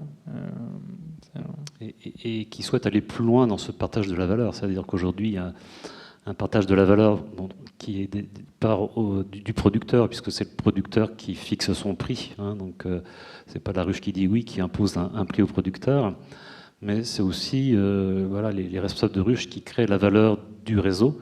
Et aujourd'hui, il y a cette réflexion de voir comment on peut imaginer des nouvelles formes de participation, de rémunération sur cette valeur ajoutée. Et ce que je disais, donc aujourd'hui, La Ruche qui dit oui fait du lobbying auprès des instances publiques pour imaginer des nouvelles formes de rétribution, de contribution des gens qui créent cette valeur. Et on voit bien que dans les modèles où les gens qui créent la valeur finalement sont plus vampirisés qu'autre chose, aujourd'hui, ça est plutôt en train de se casser la figure. Après, effectivement, il y a, avec le temps partagé, chez Elis, la création de valeur, forcément, c'est à la base de salariés. Comment vous envisagez et vous voyez l'avenir, justement, de ce partage de temps de travail par rapport à tout ce que l'on entend sur la fin du salariat, les nouvelles modes de travail, d'activité? Comment Elis va se positionner là-dessus? Les enjeux sont énormes et les pistes sont aussi énormes. Alors déjà, effectivement, bonne question. Hein, on parle effectivement de fin du CDI ou fin du salariat. Elis, c'est une réponse tout à fait adaptée. On garde le CDI, on garde la sécurité. Par contre, dans le CDI, on bouge, on change de mission, on permet aux salariés de se former et de développer son employabilité. Pourquoi ? Parce que comme il y a plusieurs entreprises qui sont dans Elis, en fait, on trouve des missions et qui sont adaptées à chaque salarié. Donc en fait, on croit qu'Elis, aujourd'hui, c'est 47 effectivement collaborateurs, mais en fait, il y a plein de missions en fait, qui bougent et tout le monde est content puisque effectivement, on adapte à chaque fois parce que c'est important. On parle de flexi-sécurité quand on parle de temps partagé et c'est véritablement ça. Et pour aller plus loin, alors on est encore au balbutiement. Elis, pour travailler sur le mode collaboratif et faire avancer en fait les deux parties prenantes, c'est-à-dire à la fois les entreprises, à la fois les collaborateurs. Alors du côté des entreprises, par exemple, toute entreprise qui se partage le même salarié, au départ, ne se connaissent pas forcément. Et du coup, on crée ce qu'on appelle des rencontres de maillage. Ces rencontres de maillage ont pour objectif déjà de se faire connaissance. Mais ça va beaucoup plus loin. C'est qu'en discutant de ce que fait le salarié dans chacune des entreprises, on s'aperçoit finalement que, il a développé un outil là, mais finalement, je ne savais même pas qu'il savait faire ça. Donc je vais peut-être m'en servir aussi parce que moi, j'ai aussi un projet de cet ordre-là. Donc on développe finalement en fait des interactions, des synergies entre entreprises qu'on n'aurait pas devinées au démarrage. On peut aussi avoir des salariés qui finalement, sans le dire aux dirigeants, je prends le cas par exemple d'un RH, vont travailler sur 2 documents uniques, parce que forcément les documents uniques se ressemblent dans les entreprises. Pourquoi on ne met pas en commun, en fait, juste la trame? Et à partir de là, évidemment que les choses changent en fonction de chaque entreprise. Mais il y a plein d'optimisations possibles. Donc, pour faire gagner du temps, de l'argent aux PME, la collaboration est énorme. Alors, après, il faut s'occuper des salariés, parce que les salariés à temps partagé dans nos entreprises, enfin celles d'Elis, sont aussi... parfois un peu seuls, puisqu'ils sont souvent seuls ou pas nombreux à temps partagé, pour le moment. Pour le moment. Ça va le devenir. Mais quand ils sont seuls, ça veut dire que Elis doit aussi s'occuper d'eux pour qu'ils puissent aussi développer leur employabilité.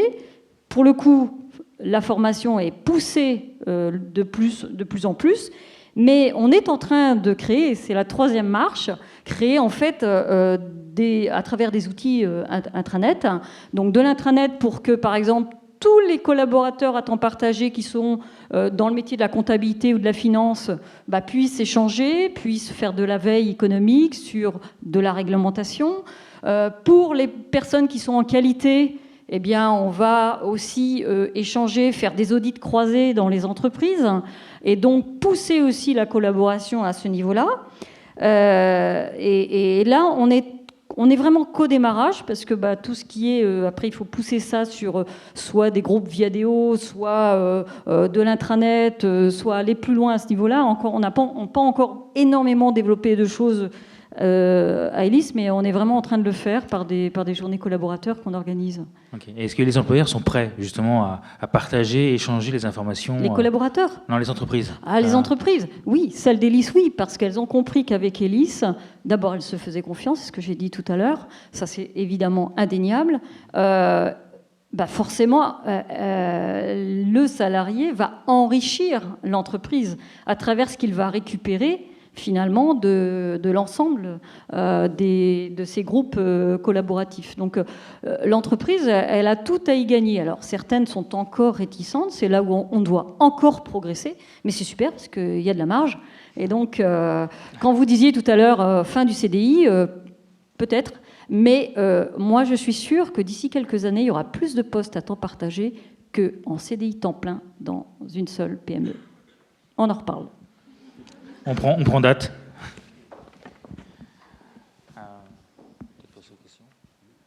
Alors, je vous propose maintenant de passer aux questions du public. Alors, vous avez vu que l'économie collaborative, c'était le thème de ce soir. On a demandé aussi à ce que vous puissiez collaborer à la soirée en utilisant Twitter avec le hashtag #ISDEvent.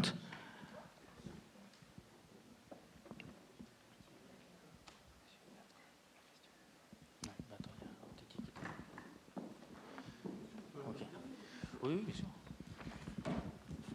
Merci. Bruno Lignac, Bouygues Construction. Tout à l'heure, vous nous avez mis l'eau à la bouche, parce que vous avez dit que Stéphanie avait peut-être des choses à dire sur les déchets ou les matériaux. On peut quand même lui poser la question, est-ce qu'il y a des exemples d'avenir pour un groupe du bâtiment, quel qu'il soit, qui permettent de faire rejoindre l'économie circulaire et le travail collaboratif? Alors effectivement, si on parle de matériaux, donc on construit des bâtiments. Donc à un moment donné, il faut creuser. Donc on prend cette terre-là, donc on va soit aujourd'hui donc l'envoyer dans un centre d'enfouissement, ou bien, mais pour une infime partie d'entre elles, notre terrassier va les prendre et finalement les mettre en sous-couche routière. Sur les centres d'enfouissement, en fait, aujourd'hui, il faut savoir qu'avec la loi de transition énergétique, les centres d'enfouissement sont voués, et on l'espère aussi, à mourir. Donc, ça veut dire que demain, il va falloir penser à autre chose. D'autant plus qu'on sait que les ressources s'amenuisent. Donc là-dessus, c'est aussi un sujet. Donc, toutes ces questions, remarques, interrogations qu'on s'est posées nous ont amenés à réfléchir autrement au sujet des terres. Et donc, on a contacté une société donc, qui s'appelle ESUS et qui permet, elle, de... un peu à la manière des plateformes web. Donc, ça permet donc la géolocalisation des différents chantiers du secteur, avec la caractérisation des terres. Donc, en gros, quels sont mes besoins, et puis moi, quelle est l'offre que je peux apporter pour qu'ensuite donc chacun puisse faire entre guillemets son marché. Donc, ce site-là donc, nous permet donc, de tracer les terres qui sont aujourd'hui considérées comme des déchets. Ça, il ne faut pas l'oublier. Justement, la réglementation française nous embête. Et donc, cette traçabilité-là est assurée aussi par cette plateforme web. Et en plus, il y a toute la potentialité des chantiers donc, qui existent, donc, qui nous permet de nous assurer que les terres sont bien suivies et puis derrière ont un futur. Et donc, nos déchets pourraient donc, via cette plateforme, avoir un devenir et avoir de la valeur. Merci. Question suivante.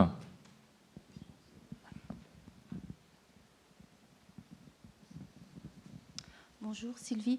Moi, ce n'est pas forcément une question, c'est plutôt pour un appui, parce que je suis une ex-salariée du GDS 35, donc je sais ce que c'est que l'emploi partagé. Et je confirme, c'est quelque chose de fantastique de travailler dans plusieurs endroits, c'était plusieurs associations, et le partage du travail. On apprend énormément, on donne énormément, et on se valorise nous aussi en tant que salariés. Et il y a... Maintenant, je vais plus partir sur le contrôle de gestion. Et il y a beaucoup d'entreprises qui ont besoin de ça. Et je pense que l'emploi cadre de demain sera partagé. Parce qu'on a beaucoup de compétences transversales et on peut les appliquer dans plusieurs entreprises. Et c'est pour moi l'avenir, oui. Et là pour beaucoup de personnes. Il ne faut pas avoir peur d'y aller. C'est vraiment très enrichissant. Et c'est du gagnant-gagnant. Merci.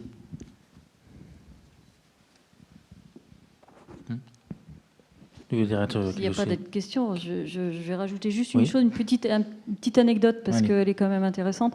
On a une salariée qui est chez nous depuis 2009, année un peu compliquée pour les entreprises. Une entreprise vient nous voir, nous contacte, je ne la connaissais pas, et elle nous dit, voilà, année difficile, je vais devoir licencier Anne-Sophie, mais j'ai pensé à autre chose, c'est-à-dire que je ne peux pas la garder à temps plein. Si je peux réduire le temps de travail avec elle et que vous me trouviez d'autres entreprises, pour le coup, là, peut-être qu'on peut y arriver. Donc, aussitôt dit, aussitôt fait, ça tombait bien. On cherchait une assistante administrative pour 2 entreprises. On l'a présentée comme elle était géniale, ça l'a fait.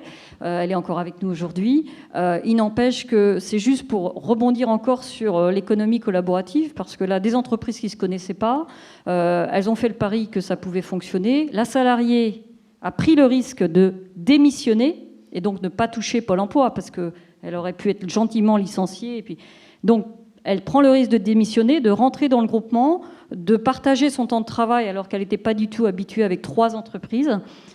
Aujourd'hui, elle est encore là. Donc, on a un salarié qui a développé son employabilité plus, des entreprises qui se connaissent et qui maintenant partagent ce salarié. Et 3, ce qu'on oublie, c'est l'économie collaborative, collective de l'État, parce qu'elle n'est pas passée par la case chômage.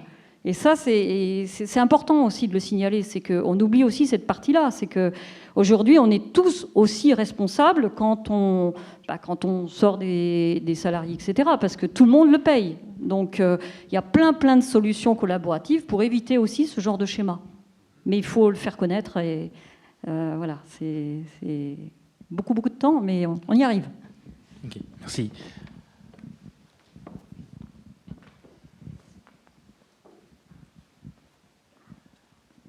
Bonsoir, donc Marois. Moi, j'aurais une question pour François-Xavier, puisque vous êtes vraiment à l'origine Trip and Drive, qui est dans ce nouveau modèle économique. Mon interrogation, c'est sur vraiment cette question, effectivement, d'opportunité. Aujourd'hui, il y a de plus en plus d'idées créatives pour créer des sociétés comme la vôtre qui sont innovantes et puis qui présentent des opportunités pour les entrepreneurs. Est-ce que justement il n'y a pas un risque que ça attire, on va appeler les vautours, comme ça peut être Facebook, Amazon, qui souvent profitent des bonnes idées des internautes pour se les approprier finalement. Et au final, on ne peut pas blâmer les entrepreneurs parce que quand ils ont une proposition très intéressante, forcément, ils vont vouloir signer. Alors, comment est-ce qu'on peut lutter aujourd'hui pour pas que cette économie finalement collaborative qui incite les gens à être créatifs, à avoir des idées, à ce que ça tombe aux mains finalement de nouveau des géants qui vont être derrière ces entreprises-là, quoi. Pour moi, il n'y a pas d'antinomie entre le fait d'avoir un modèle collaboratif et le fait de créer de la valeur pour les actionnaires qui peut attirer des entreprises plus grosses que vous et qui vont vous absorber. Voilà. Et c'est pas des choses contradictoires. Je pense que il n'y a pas vraiment de réponse à la question. Je pense que la clé là-dedans, c'est l'entrepreneur. On a tous des motivations qui sont différentes. Il y en a qui entreprennent pour faire de l'argent. Il y a des gens qui créent l'entreprise avec en tête l'horizon de sortie. Voilà. Bon, c'est pas nécessairement ceux qui réussissent les mieux, parce que quand vous pensez comme ça, vous vous épuisez très vite. Mais ça dépend vachement des motivations des gens. Voilà. Donc je pense pas qu'il y ait de réponse générale. Il y a des réponses individuelles qui sont quelles sont les motivations profondes, qu'est-ce qu'on a vraiment envie de faire. Voilà. Si on a l'envie de faire une très grosse entreprise qui prend une envergure nationale, européenne et ensuite mondiale, ça passera nécessairement par l'accès à du capital risque en général pour des entreprises de croissance qui vont peu à peu vous déposséder de l'entreprise au profit de ces fonds qui en général sont des fonds de pension américains, des fonds de pension anglais qui financent la croissance. L'arbitrage, il est vraiment individuel. Il est où est-ce que je mets la limite, où est-ce que je mets l'ambition, voilà. Le contre-exemple de ce que je dis, pour moi, c'est la ruche qui dit oui. Voilà. C'est pour ça que j'aime autant ce modèle. C'est des gens qui sont financés aujourd'hui par l'un des fonds d'investissement qui a financé Twitter. C'est un fonds américain. C'est avoir une entreprise française qui est financée par un fonds comme ça, c'est exceptionnel. Il y en a très très peu. Il y a Blablacar que vous connaissez tous, et il y a la ruche qui dit oui. C'est-à-dire que, et c'est intéressant parce que ça montre aussi le changement culturel qui est en train de se passer au niveau mondial. C'est des gens, ces fonds de pension américains qui sont derrière ce fonds de capital risque, ils se sont dit, dans ce modèle, il y a une création de valeur qui est complètement différente de ce qui se fait aujourd'hui, qui remet en question la notion de capitalisme qui souvent est à l'origine et qui guide le développement des entreprises et qui crée une valeur qui est différente. Pour moi, c'est ça le pari qu'ils font. Il y a évidemment une dynamique de croissance, il y a évidemment un modèle économique qui fonctionne, mais il y a vraiment le pari de ce fonds qui est de se dire on est vraiment au début d'un changement sociétal colossal. Voilà. Aujourd'hui, si vous regardez un peu les courbes de croissance de l'économie mondiale, elles sont flattes. Hein. Des gens comme Larry Summers, qui sont des pontes de l'économie, disent qu'on rentre dans la stagnation séculaire. Voilà. Dans 10 ans au moins 10 ans de phase de non-croissance. Voilà. Donc on est peut-être à un tournant qui fait que on en arrivera à remettre en question ce que veut dire la croissance pour repenser des modèles qui créent une valeur qui est différente de la stricte valeur économique. Voilà. Mais encore une fois, c'est des choses qui sont assez rares et c'est essentiellement lié aux personnes. Quoi. Merci. Juste pour compléter ce que vient de dire François-Xavier, au niveau de la ruche qui dit oui, il y a un choix qui a été fait par les cofondateurs. C'est aussi de garder la maîtrise au niveau du capital, hein, parce qu'effectivement il y a des investisseurs. Et c'est aussi le choix d'avoir une entreprise qui aujourd'hui a le statut d'une entreprise de l'économie sociale et solidaire.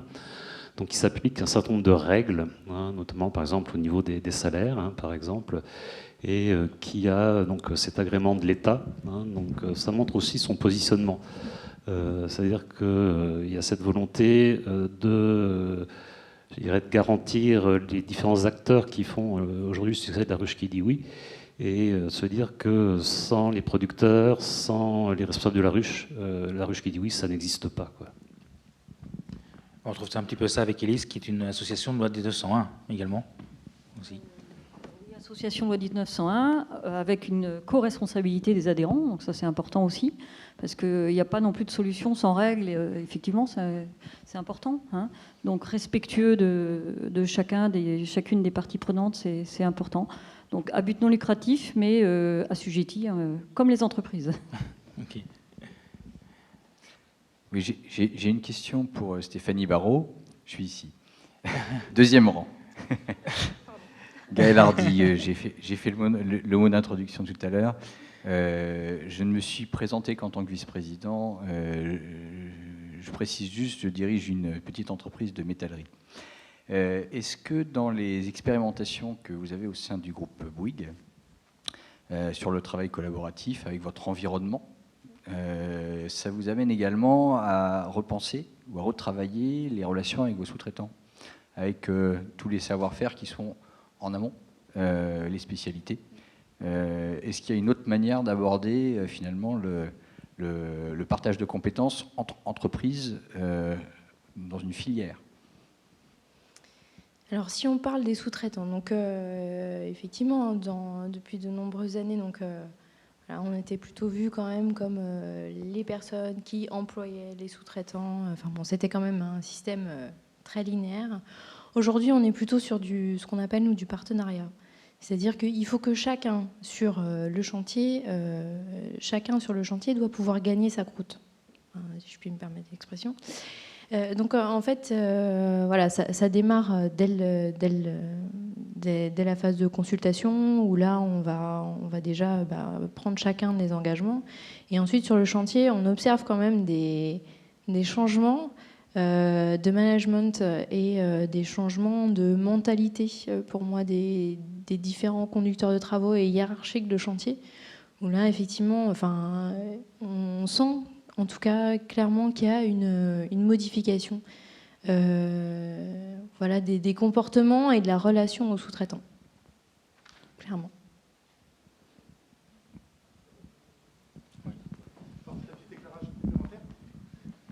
Merci. Alors, Stéphanie vous a fait une réponse du périmètre opérationnel. Moi, je travaille dans la R&D. Je peux faire un petit complément, du coup. On a aussi une autre façon de collaborer, c'est la R&D. Nous ouvrons nos programmes de R&D beaucoup plus qu'auparavant à nos partenaires fournisseurs, sous-traitants. Stéphanie travaille sur un sujet avec Saint-Gobain, par exemple. On peut les nommer, puisque c'est officiel. Il y a d'autres qu'on ne peut pas encore nommer, parce que c'est en cours de... Et c'est une richesse mutuelle indiscutable. Et finalement, on s'aperçoit que quand on a travaillé ensemble sur des sujets de R&D, c'est différent et plus facile pour travailler ensuite au quotidien dans l'opérationnel. Voilà. Merci beaucoup. Oui, bonsoir à tous.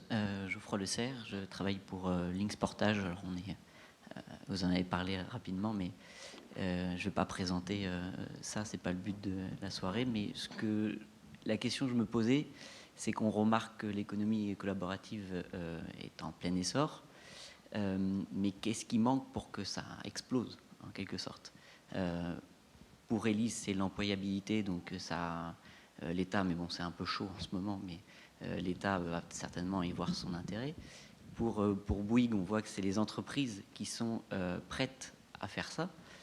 Donc les entreprises sont prêtes à se lancer, même les gros groupes, et vous en avez parlé, François-Xavier. Les consommateurs, nous, la société civile, on est prêts. On a tous un smartphone, plus ou moins tous, mais au moins on va sur des sites internet et on utilise, et la part du consommateur sur le web augmente énormément. Qu'est-ce qui freine et la question sera plutôt pour la ruche qui dit oui et Trip and Drive. Qu'est-ce qui vous a freiné? Qu'est-ce qui vous freine en ce moment pour aller plus loin, pour que ça prenne plus d'ampleur, voilà, pour que ça touche plus de public, plus d'éleveurs, d'agriculteurs, de producteurs, ou plus de consommateurs, de conducteurs? Voilà. Qu'est-ce qui vous freine en ce moment? Aujourd'hui, ce qui nous freine, c'est un changement des comportements, des usages, une prise de conscience. Mais on voit que ça change. Hein. Donc, moi, ça fait 4 ans que je suis dans le réseau de la ruche qui dit oui. Au début, les gens venaient plus par curiosité de tester un nouveau modèle. Aujourd'hui, les gens qui commandent toutes les semaines ou plus ou moins régulièrement sur la ruche qui dit oui, ce sont des gens qui ont envie de savoir d'où vient ce qu'ils ont dans leur assiette. Hein, donc notamment par rapport au dernier scandale alimentaire qu'on connaît tous les uns les autres.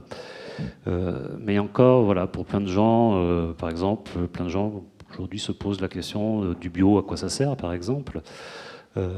Voilà, je sens qu'on est dans un basculement des consciences, qu'il y a de plus en plus de gens qui ont conscience, notamment on parlait des ressources, hein, donc on est sur une planète qui a des ressources limitées, finies, qu'on a épuisé certaines de ces ressources et qu'il faut qu'on invente de nouveaux modèles, hein, donc on a parlé d'économie circulaire. Aujourd'hui, je ne sais pas si vous le savez, mais il y a un indicateur qui mesure à partir de quand la population mondiale vit à crédit sur les ressources. Et chaque année, la date est de plus en plus tôt. En 2015, à partir du mois d'août, tout ce qu'on a consommé après le mois d'août, on était en surconsommation, c'est-à-dire que ce qu'on consommait, la nature ne pouvait pas le régénérer. Un complément, François-Xavier? Je suis entièrement d'accord. Pour moi, il y a 2 facteurs qui bloquent. Il y a un facteur individuel et il y a un facteur sociétal, mais pas, enfin économique plutôt que sociétal. Donc le facteur individuel, c'est vraiment on aime notre confort. Voilà. On aime notre confort, on aime notre propriété. C'est plus simple d'avoir sa voiture, c'est ma jolie voiture, je la partage jamais, surtout pas ma femme, surtout pas ma grand-mère, à ma belle-mère, surtout ma belle-mère. Voilà. Il y a quand même un réflexe assez naturel qui est de se dire c'est mon truc. Voilà. Et ça, c'est un truc qui met du temps à changer. Donc en fait, l'un des éléments fondamentaux, c'est le temps. Il faut du temps pour convaincre les gens. C'est du bouche à oreille. C'est « Ah, t'as partagé ta voiture ? Ah, t'as acheté des trucs à acheter ? Oui. Ah, c'est des produits, tu connais le producteur ? Incroyable, putain. » Mais c'est vraiment du temps. Il y a un levier qui permet d'accélérer un peu le temps, c'est l'argent. Nous, on communique beaucoup sur le facteur économique.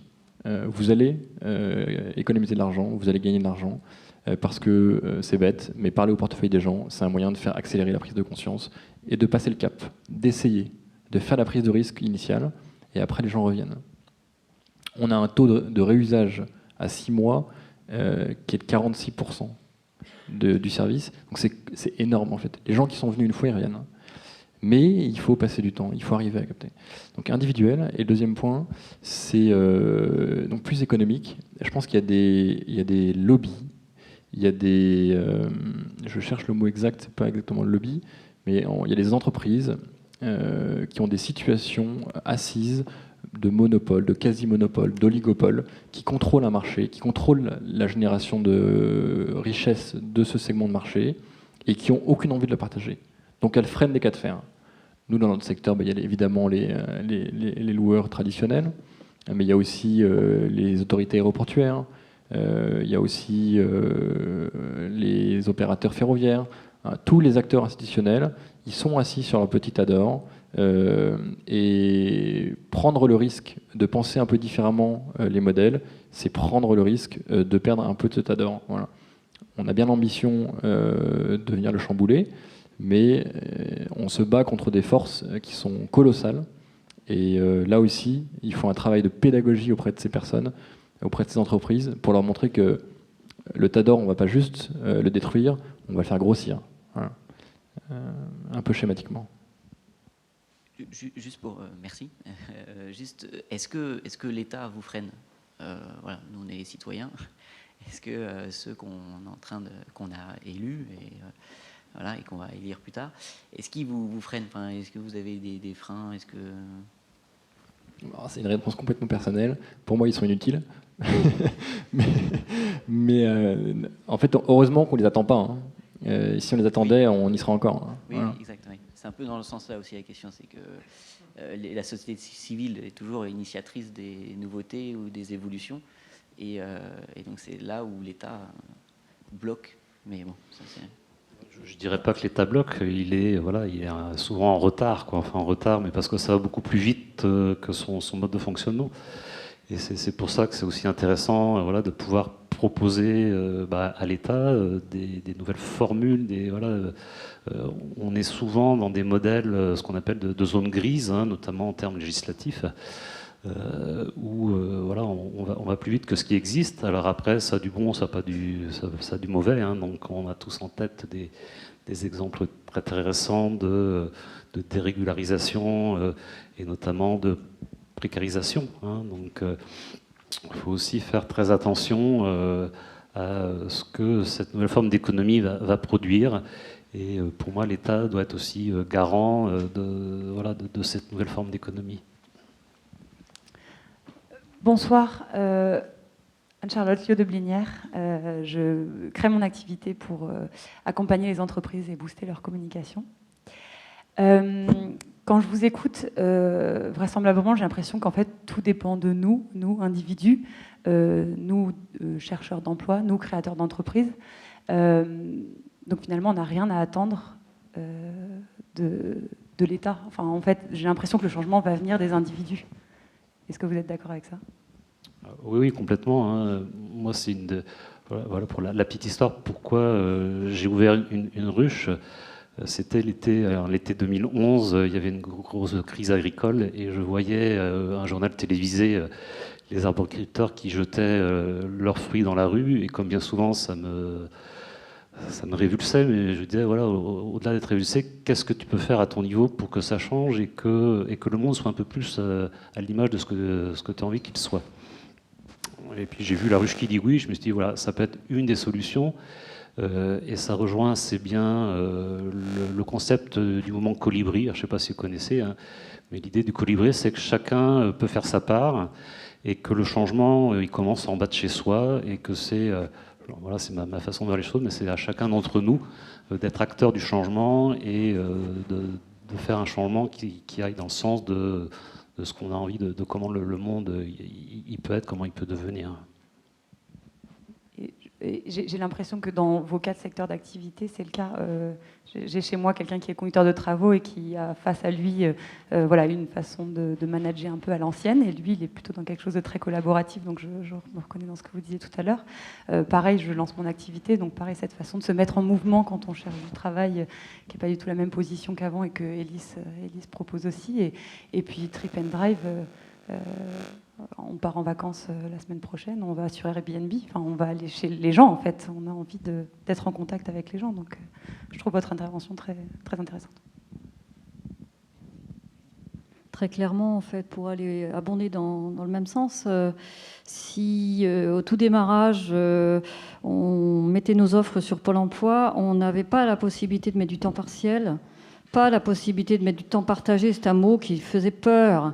Donc, de toute façon, alors je n'ai rien contre Pôle emploi, hein, mais c'est le système qui est fermé. Donc, de toute façon, on ne pouvait pas avancer.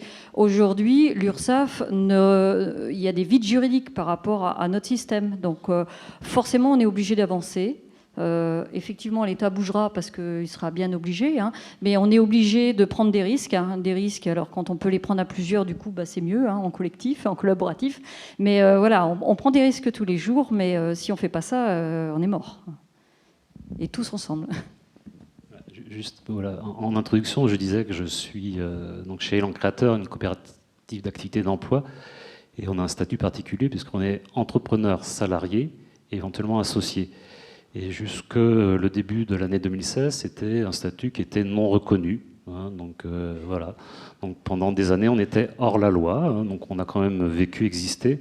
Effectivement, quand on allait dans différentes administrations, ah, mon pauvre monsieur, j'ai pas de case pour vous mettre, quoi. Voilà. Donc on a quand même eu la chance d'avoir un ministre de l'économie sociale et solidaire qui a fait voter des lois Et aujourd'hui, donc, le statut d'entrepreneur salarié est reconnu.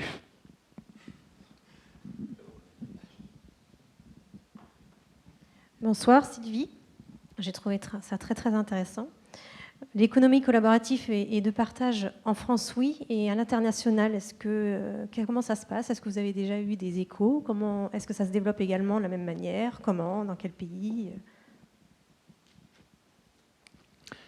Alors, c'est une très bonne question. On peut être très fier. On peut être très fier en France, parce que globalement, sais pas parole d'évangile, mais globalement, la France est ou l'un des 3 pays dans lequel le plus mature en termes d'économie collaborative. Tous les modèles ne viennent pas de France. Airbnb vient des US. Hein. Leur première ville au monde, c'est Paris. C'est vraiment... Il y a pas mal de facteurs qui peuvent expliquer ça. Moi, je pense qu'il y a un facteur culturel très fort. On a fait la révolution et culturellement, on a une volonté peut-être inconsciente, je ne sais pas si elle est consciente, mais universaliste, qui nous pousse à envisager ce genre de modèle. Globalement, on est vraiment un pays qui est très très très très mature sur ces usages-là. Les deux pays qui sont en tête de peloton avec nous, c'est l'Espagne et l'Italie, qui aussi sont très réceptifs et en fait qui ont été très très chamboulés par la crise économique et dans laquelle la crise économique a complètement accéléré la pénétration de l'usage au cours des 5 dernières années. Les pays d'Europe centrale, Allemagne et tous les pays, la zone germanophone, sont à un niveau de réceptivité qui est intermédiaire. Et les pays de culture anglo-saxonne sont extrêmement individualistes en fait. Et beaucoup moins réceptifs. Ils ont une appréhension du risque et une conception de la propriété qui est complètement différente de la nôtre et qui fait que ces usages pénètrent moins bien. Et ce qui est une grande chance, hein, c'est grâce à ça qu'on a un Blablacar qui est le leader mondial sur son activité, alors que globalement, créer des leaders digitaux mondiaux, c'est extrêmement difficile quand on a un marché aussi petit que la France. Les US sont bien mieux positionnés que nous là-dessus. Pour la petite histoire, l'ancêtre de Blablacar est né à Rennes. Hein. Voilà, donc je ne sais pas s'il existe toujours. Il y a aussi une économie collaborative, notamment sur, on n'a pas parlé, mais sur les monnaies locales, qui est née dans les pays d'Amérique du Sud. Hein, donc, et souvent, comme disait François-Xavier, dans des pays qui ont vécu des crises économiques très très graves et donc qui ont obligé les gens à reconsidérer leur façon de consommer, leur façon d'être en relation avec les autres.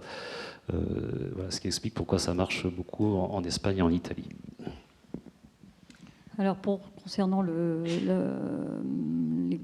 temps partagé, en fait, c'est la flexi-sécurité qui est plus connue en fait en termes européens et Québec en fait, surtout pour les autres pays, je connais pas trop.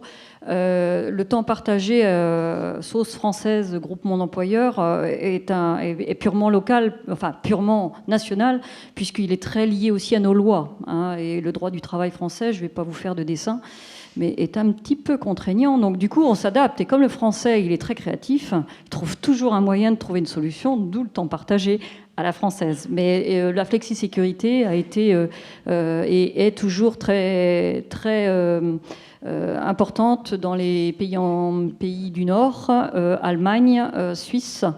Et puis belge, mais belge ressemble beaucoup au niveau droit du travail au français. Merci. Une dernière question? Bruno. Merci. Une question pour François-Xavier Leduc, c'est juste pour... vous n'avez peut-être pas le droit de nous le dire, ou alors il n'y a pas d'infos, mais est-ce que vous ne pensez pas que le modèle collaboratif peut faire évoluer aussi le produit des grosses entreprises? Demain, les Citroën ou les Peugeot, est-ce qu'on ne va pas intégrer dans leur système de navigation ou de géolocalisation quelque chose qui est fait pour votre système ou les systèmes collaboratifs? Alors, c'est pas la réponse, c'est pas une question, c'est une affirmation, oui. Ça fait partie des choses sur lesquelles on travaille avec Citroën aujourd'hui. Voilà. En fait, c'est des choses qu'ils ont complètement... En fait, c'est important de comprendre ça. les industriels français ont été assez lents à comprendre l'impact du digital sur l'économie. Ils ont pris conscience de l'accélération avec les succès d'Airbnb, de Uber. Pour les constructeurs automobiles, pour tous les providers de mobilité, hein, globalement, il faut imaginer qu'il y a 5 ans, Uber n'existait pas. Aujourd'hui, c'est le plus gros acteur de mobilité au monde quasiment. C'est le plus global, c'est le plus consommé et c'est le mieux positionné pour répondre aux usages de demain. Et ça, personne n'avait vu venir. Et quand vous vous positionnez comme quand vous êtes une entreprise comme PSA, comme GM aux US, et que vous voyez des mutations comme celle-là, vous vous dites que vous avez raté le train et que vous avez intérêt de sacrément accélérer pour le prendre en marche et arriver à transformer votre modèle. L'enjeu qu'elles ont, c'est pas juste d'intégrer Trip and Drive dans leur package de services connectés, c'est vraiment de repenser l'usage de la voiture au profit de personnes qui vont consommer la voiture et non plus la posséder. Je vais vous donner une avant-première. Dans 5 jours, on lancera une bêta privée donc d'une nouvelle offre qu'on développe avec PSA. Ce qu'on va vendre, on va plus vendre de voitures. En fait, ce qu'on leur a vendu à PSA, c'est de dire les gens vont plus acheter de voitures. Les gens, ils vont acheter un forfait jour de voiture qui correspond à leurs besoins effectifs au cours de l'année. Voilà. Vous n'avez pas besoin d'une voiture 365 jours dans l'année. Il y a très peu de personnes qui ont une consommation quotidienne de leur voiture. Souvent, les gens ont une consommation, ça dépend en fait de votre emplacement, mais globalement dans les zones urbaines, les gens ont une consommation qui est assez modérée de leur voiture, qui varie entre 50 jours et 250 jours dans l'année. Et donc, ce qu'on va mettre sur le marché, c'est de proposer aux gens, non plus d'acheter 365 jours d'une voiture pour les 10 prochaines années parce que vous l'avez payé upfront, ou en leasing engagé sur 4 ans, c'est de consommer un forfait de 50, 100, 150 jours de voiture pour le modèle qui vous convient. Voilà. Avec des modèles comme cela, on est vraiment en train de changer le rapport complet à la voiture. Ça aura plus de sens d'acheter une voiture. Merci. Pour conclure, on va essayer de retenir les mots-clés sur l'économie collaborative qui a été développée ce soir. Avec un premier sur le mot producteur. Non, il n'y a rien d'affiché.